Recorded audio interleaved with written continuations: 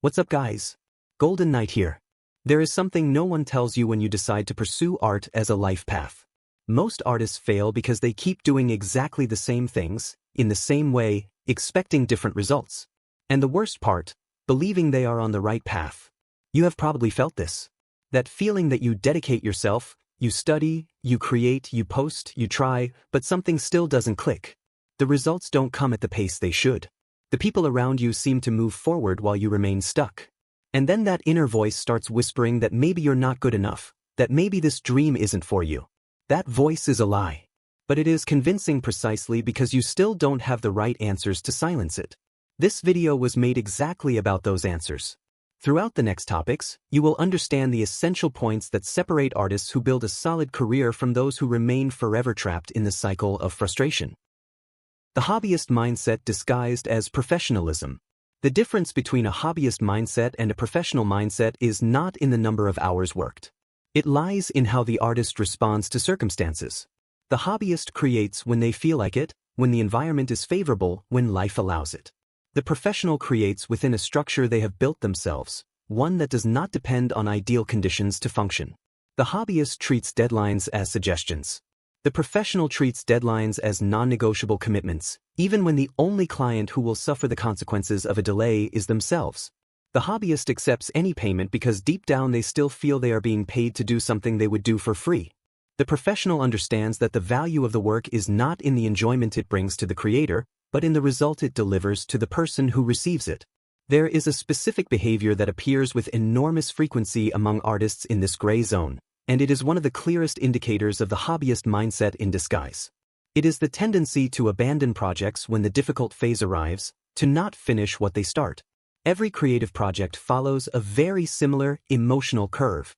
In the beginning, there is enthusiasm, excitement, that initial energy that seems inexhaustible. After this phase passes, most projects die. The middle is full of doubts about whether the project will work, whether the original vision still makes sense, whether it is worth continuing. The hobbyist feels this discomfort and interprets it as a sign that the project was not good enough. The professional recognizes this moment as a predictable and necessary part of the process and pushes through it, even without fully understanding how they will come out on the other side. Migrating from a hobbyist mindset to a professional mindset is a process that does not happen overnight and requires honesty with yourself. You need to begin identifying the specific points where you are still operating like a hobbyist. Do you have defined working hours and respect them? Do you finish what you start even when the initial enthusiasm evaporates? Do you treat your creative space as a real work environment? Do you behave with clients, collaborators, and partners with the same seriousness you would expect from any other professional? Each honest answer to these questions reveals a point where your mindset still needs to evolve. And that evolution is what finally begins to transform the art you love into work that sustains the life you want to live. The guilt of charging for your own work.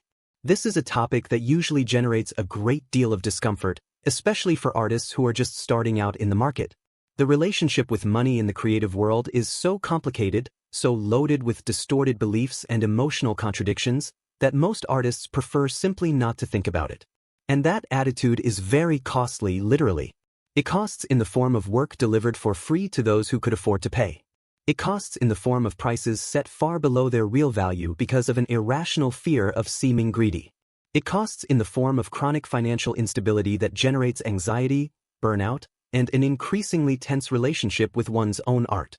And at the core of all this lies a belief that has been absorbed so deeply it feels like absolute truth, that charging a fair price for artistic work is somehow wrong. This belief has very old historical and cultural roots. For centuries, art was associated with the gift, with the sacred, with the transcendent. And sacred things are not sold. The true artist creates out of love, vocation, spiritual necessity, not for money. Money corrupts. The market degrades. Whoever charges for their work is putting a price on their soul. This narrative has been repeated for so long, so romanticized and so deeply incorporated into the collective identity of artists, that today it has become a kind of collective knowledge among people, and even among artists themselves, who do not realize they are being influenced by it. The practical result is extraordinary artists living in financial conditions that do not sustain the continuity of their creative work, while believing that this precariousness is normal. The truth that needs to be stated clearly and without hesitation is this. Charging for your work is not wrong. It is what allows art to continue to exist. When you do not charge a fair price for what you produce, you are not being generous. You are being unsustainable. You are creating an equation that does not balance in the long term, one that will either force you to abandon art in order to survive, or keep you trapped in a growing resentment toward your own work because it never returns enough to justify the investment it demands. The artist who knows how to charge properly has time, energy, and emotional stability to create calmly, to experiment without anxiety, to say no to projects that make no sense, to choose who they work with and under what conditions. Another important point is that when you charge less than your work is worth, you are not only harming yourself. You are harming all the other artists who operate in the same field. Because you are setting a price reference that pulls the entire market down. You are communicating to clients and contractors that art is something that can be obtained for almost nothing, and that message has collective consequences that go far beyond your individual situation. Charging well for your own work is an act of respect for your art, your journey, your time, and for the entire creative community of which you are a part. The path out of the guilt of charging begins with a shift in perspective. You are not charging for the time it took to execute that specific piece of work. You are charging for the years of learning, practice, mistakes, and development that made you capable of executing that work at that level. You are charging for the unique vision that only you have and that produced that specific result. You are charging for the value that work delivers to the person who receives it, not for the effort it cost the one who created it. When you internalize this perspective, charging stops being an act of greed and becomes an act of honesty. With the client, with the market, and above all, with yourself. The long-term mindset that 90% don't have. We live in a time when everything around us has been designed to be immediate. The reward comes quickly or it loses interest. Content needs to capture attention in 3 seconds or the finger has already swiped to the next thing. A product needs to deliver results in 30 days or the customer asks for a refund. This culture of speed and instant gratification has influenced the way artists think about their own careers so deeply that most no longer even notice it. They expect results within a time frame that is completely incompatible with the true nature of a creative career. And when results do not appear within that impossible deadline, the conclusion is that something is wrong with them, with their work, or with the path they chose. The truth that no one wants to hear, but that every artist who has built a solid career confirms, is that the real maturation time of a creative career is measured in years, not months. Not in weeks of going viral or in bursts of intense productivity. In years of consistent work, gradual audience building, progressive development of voice and identity, mistakes that teach, and successes that confirm direction. The artists you admire today, those who seem to have arrived overnight, almost always have a history of 5, 10, 15 years of work that happened before the world noticed them. What separates artists who have a long-term mindset from those who do not is a very specific combination of a clear vision of where they want to go, consistent action in the present, and an almost irrational ability to not let short-term results define the value of their work. It is continuing to create and post even when the numbers are small, because you understand that you are building a catalog, a presence, a reputation that will compound over time. It is continuing to invest in developing your technique even when no one is paying for the result yet, because you know that the skill you accumulate today is the most valuable asset you will have tomorrow. There is a metaphor that helps make this very concrete. Think of a fruit tree. In the first year after you plant it, it bears no fruit at all. In the second, maybe a few. In the third, a little more. And so on, for years, while the roots deepen, while the trunk grows stronger, while the structure consolidates in a way that is not visible on the surface but is happening nonetheless. Then a moment comes when the tree begins to bear fruit in abundance, far more than you could have imagined in that first year when you looked at a small branch and wondered whether it would work. A creative career works exactly the same way. And the artists who cut down the tree in the second year because they have not yet seen enough fruit will never know what it could have become if they had simply kept watering it. The absence of systems that sustain creativity. There is a widespread belief that creativity and structure are opposites. That creating within systems, routines, and organized processes will kill spontaneity, stiffen expression, and turn something alive and organic into something mechanical and soulless. Art seems like freedom. Freedom seems like the absence of rules. And rules seem like the opposite of everything art represents. But this logic, as seductive as it may be, completely ignores what actually happens in practice when an artist tries to create without any system supporting the process. And what happens is chaos. An unproductive and exhausting chaos that consumes energy without generating results. Think about what the absence of systems produces in an artist's daily life. For example, without a system for organizing ideas, the best inspirations appear in one moment and disappear before they are captured, because there is no defined place to record them. Without a system for reviewing one's own work, the artist never knows what stage a project is in or what is still missing for it to be completed. Without a financial management system, economic instability generates a background anxiety that contaminates the creative process. Each of these absences may seem small in isolation. Together, they create a work environment that drains energy, generates frustration, and makes creation far more difficult than it needs to be. The most productive and consistent artists have systems. They have work rituals that prepare the mind to enter creative mode. They have specific ways of capturing and organizing ideas. They have revision processes that transform rough drafts into finished works. They have structures that separate time for creation from time for administration, from time for learning, from time for rest. These structures do not limit their creativity. They free it. Because when the brain does not have to spend energy on these tasks, it has much more capacity available for what truly matters. Building systems does not require complexity. It requires intention and consistency. It begins with simple things that have immediate and real impact. Setting a fixed time to create and treating that time as non-negotiable. Having a single place, physical or digital, where all ideas are recorded the moment they appear, whatever is possible for you right now. Each of these systems, implemented consistently over time, reduces the friction between you and the act of creation. And the less friction there is, the more you create. And the more you create, the more your career advances. The talent trap. If you ask anyone on the street what makes an artist successful, the answer will almost always be the same: talent. It is a word that seems to explain everything and, in reality, explains nothing. Talent has become a kind of universal excuse. When someone does well, people say they are talented. When someone does poorly, people say they lack talent.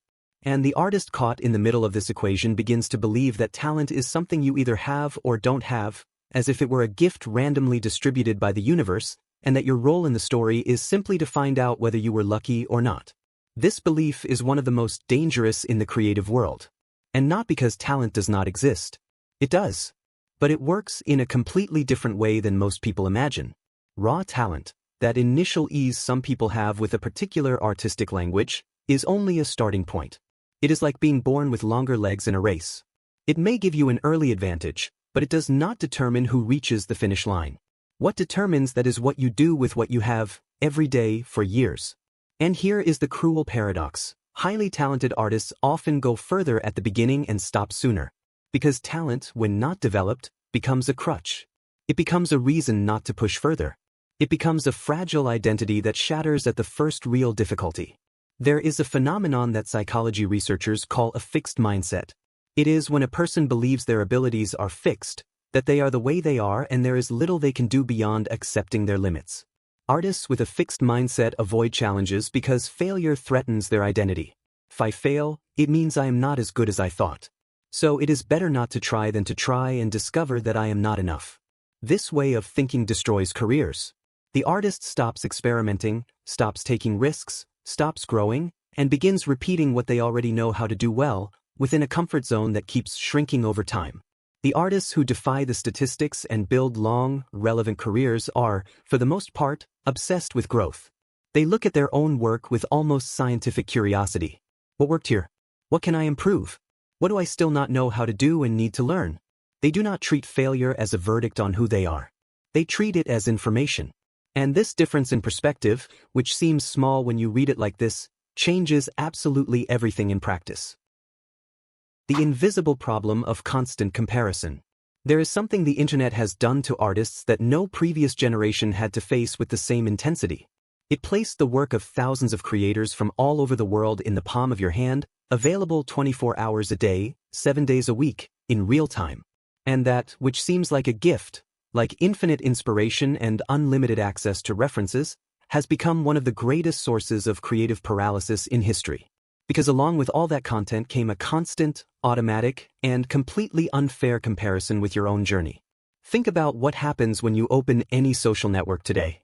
I'm from the 90s, and I remember exactly how I felt when I first logged into ArtStation.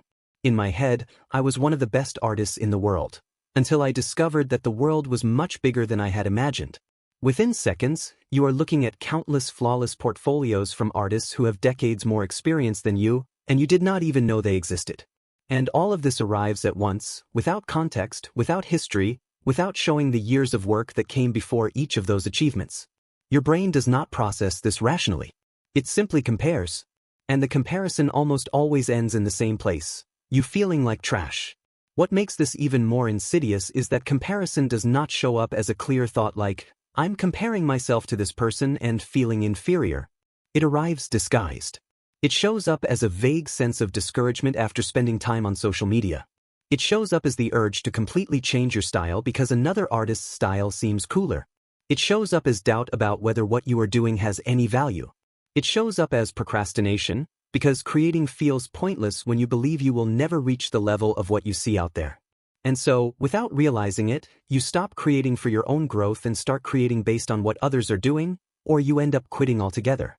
The way out of this cycle is not to stop looking at other people's work. Reference is essential. Observing other artists is part of learning. The way out is to radically change your standard of comparison. The only reference point that matters for your evolution is yourself from 6 months ago. Are you creating more? Are you learning new things? Are you developing your own voice, however imperfect it may still be? If the answer is yes, you are on the right path, regardless of where any other artist may be. The career you are building is yours. It has your rhythm, your story, and your destination. The lie of waiting for inspiration. If you have ever postponed a creative session because you were not feeling inspired, you have already fallen victim to one of the most successful beliefs in destroying artistic careers. Inspiration has become such a deeply rooted modern myth in creative culture that most artists no longer even question it. It is treated as a prerequisite, as if the work could only begin once this mysterious and uncontrollable force descends from the sky and strikes your head. And while that does not happen, the artist waits, organizes the workspace, watches one more tutorial, plans the perfect project that will begin when inspiration finally arrives. And inspiration, of course, rarely shows up at the scheduled time. The problem with this view is that it completely reverses the real order of things. Inspiration is not the cause of creative work. It is the consequence. It arises during the process, not before it. Every artist who has had a brilliant idea in the middle of a work session knows exactly what I mean. You start without motivation, without direction, and then somewhere along the way, something happens. An unexpected connection appears. An idea emerges out of nowhere. This is not magic. It is your brain warming up, entering creative mode, recognizing patterns and possibilities that only appear when you are in motion. The practical shift this requires is simple to understand and difficult to execute. You need to create work schedules and respect them as non-negotiable commitments, regardless of how you feel at that moment. Every session, even the mediocre ones, even the ones that feel like a waste of time, is training your brain to enter creative mode at that time. It is building a muscle. And muscle only grows through repeated and consistent use, not through occasional bursts of motivation. The artist who creates every day produces 10 times more than the artist who waits to feel inspired. And within all that volume, extraordinary works naturally emerge, because they were given the space to appear. The illusion of the solitary artist. There is an image that creative culture has glorified for centuries, and that continues to quietly damage the lives of artists all over the world. It is the image of the solitary genius, the creator isolated from the world, misunderstood, working alone in a bedroom or studio, needing no one, pulling masterpieces out of nothing through sheer individual force.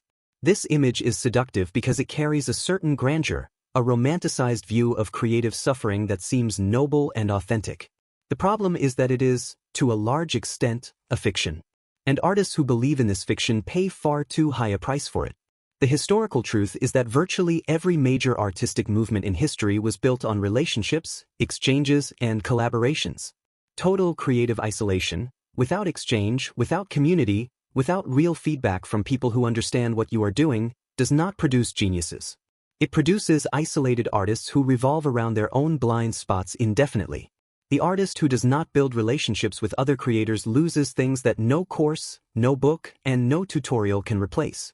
They lose the perspective that only comes from someone who understands the process from the inside. They lose the opportunities that naturally arise when you are part of a network of people who respect and support one another. They lose the stimulus of seeing other creators working up close, with all the difficulties and imperfections that other people's work has when it is not edited to look effortless. And they also lose something much harder to name: that energy that emerges when people passionate about the same craft come together and recognize themselves in one another.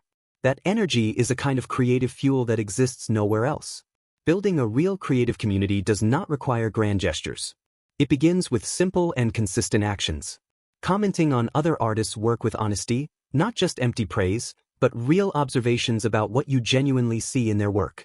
Participating in groups, gatherings, residencies, and events where creators come together. Actively seeking a mentor or offering to mentor someone less experienced, because teaching is also one of the most powerful ways to learn. Collaborating on projects even when the result will not be perfect. Sharing process, not just product. Being vulnerable enough to show work before it is finished and to ask for honest feedback. These connections, built over time with intention and reciprocity, form the invisible network that sustains a career when difficult moments arrive.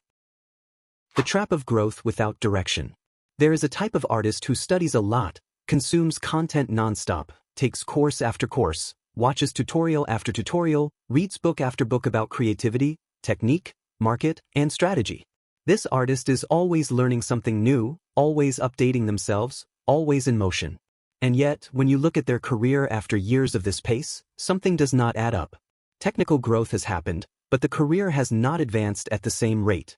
This is one of the most frustrating and most common paradoxes in the creative world, and it has a name: growth without direction. The problem is not studying too much. Study is essential and should never stop. The problem is studying without a clear question guiding that study. When you consume knowledge randomly, without a specific objective you are trying to solve right now in your current reality, that knowledge does not turn into skill. It remains stored as theoretical information that seems useful but is never consistently applied. It is like filling a backpack with tools without knowing which construction site you are heading to. You carry the weight, you feel prepared, but when it is time to build, you do not know where to start because you have too many options and too little clarity. This happens because learning is comfortable in a way that applying never is. So the artist, unconsciously, keeps consuming because consuming feels productive and is infinitely less risky than creating. And this illusion of productivity keeps them busy enough not to realize they are standing still. The way out is to learn with surgical intention. Before seeking any new knowledge, ask a very specific question about what is blocking your work right now. What exactly do I not know how to do that is preventing this specific project from moving forward? That question changes everything. It transforms study from a vague habit into a precise tool. It connects knowledge directly to practice. And it creates a virtuous cycle where everything learned is immediately tested, adjusted, and incorporated into real work. Artists who truly grow are not the ones who consume the most content. They are the ones who most quickly turn what they learn into something they do, something they create, something that exists in the world outside their own head. If this video helped you in any way, don't forget to leave a like, subscribe to the channel, and turn on the notification bell so you don't miss the next ones. Thanks so much for watching all the way through. Don't forget to take a look at the description. There are several important links there that can help you even more. See you in the next video.